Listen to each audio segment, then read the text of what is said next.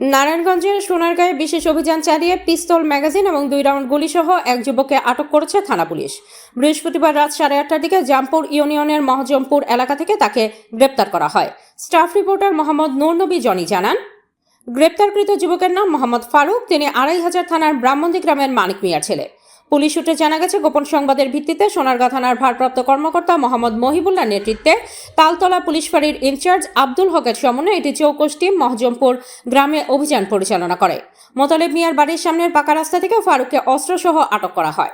সোনারগাঁ থানার ভারপ্রাপ্ত কর্মকর্তা ওসি মোহাম্মদ মহিবুল্লাহ জানান, গ্রেপ্তারকৃত যুবকের বিরুদ্ধে অস্ত্র আইনে মামলা প্রক্রিয়াধীন রয়েছে। তিনি আরও বলেন, অপরাধ দমনে পুলিশের এই ধরনের অভিযান চলমান থাকবে এবং জনগণের নিরাপত্তা নিশ্চিত করতে কাজ অব্যাহত থাকবে।